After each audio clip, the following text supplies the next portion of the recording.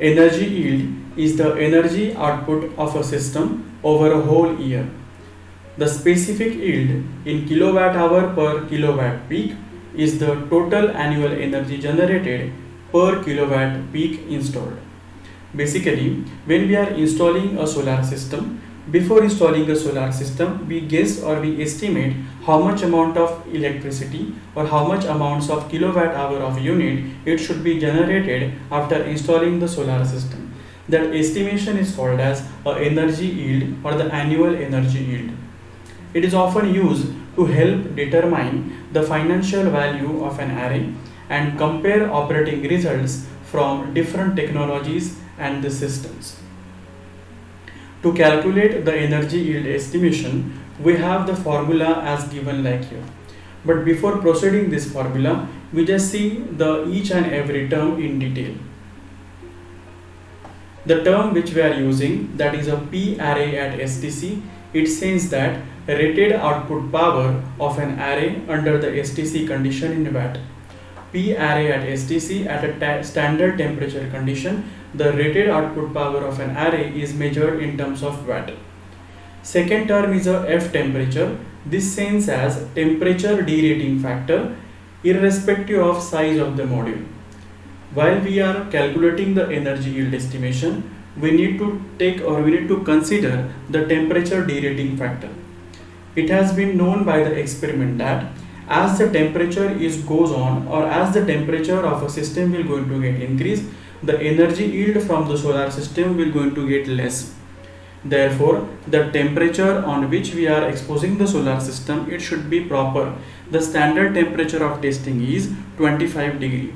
So therefore, while energy yield estimation, we must take the temperature derating factor. Due to increase in the temperature, how much amount of electricity or the yield will going to get decreased. The next important parameter we are considering, it is a FMM. It says that a manufacturing tolerance.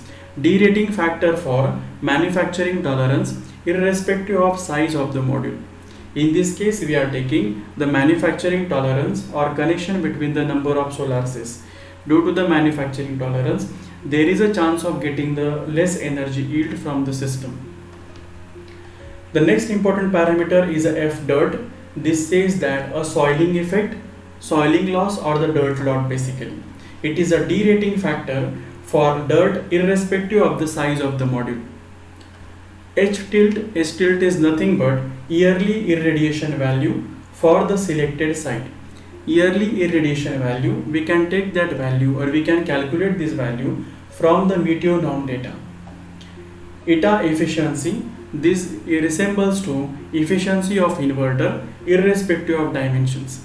When the inverter is converting the power from DC to AC power, that time some of a power is going to get lost due to the conversion effect. Therefore, we are considering here the efficiency of inverter. Next parameter is the eta inverter PV. This is the efficiency of a subsystem, that is a cable between the PV array and the inverter. In this case, when the electricity is passing through the DC cable length is from the PV array up to the inverter, there has some amount of loss is occurring due to the internal resistance of a conductor. Therefore, we need to consider the efficiency of a DC cable basically. The next important parameter is the eta inverter SB. It says that efficiency of subsystem, that is a cable between the inverter and the switchboard. Whatever armored cable, that is a AC cable we are using to transfer the electricity from inverter up to the switching panel, we have to consider the losses which are occurring in the armored cable or the AC cables. The formula to calculate the energy yield estimation is the energy yield estimation yearly is equals to P array at STC, that is rated power output from the solar array, multiplied by the derating factor of temperature, multiplied by the derating factor due to the manufacturing tolerances, multiplied by the dirt factor or derating factor of soiling effect, multiplied by the H tilt yearly irradiation or the average irradiation we are getting from the solar sun, multiplied by the efficiency of the inverter, multiplied by the efficiency of a DC cable, the cable length between the panel to the inverter, multiplied by the efficiency of AC cable, that is a cable length between inverter and the switching board. By calculating all these factors or considering all these factors, we can calculate the on an average energy yield estimation or annual energy yield estimation in the solar system.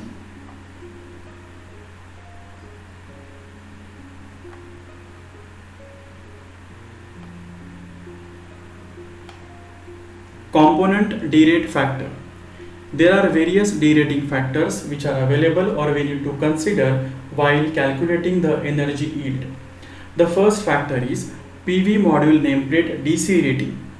Whenever we purchase any PV module or the solar module, a nameplate has been given. Over that, the rated power output, the short circuit current, open circuit voltage, maximum current and maximum voltage, these conditions has been given. The nameplate detail do not coincide with the field measured readings due to degradation of other regions. While calculating the energy yield estimation, we are directly taking the data which has written on the nameplate. But that tested condition or that nameplate has been prepared in the standard condition, that is the 25 degree standard temperature condition.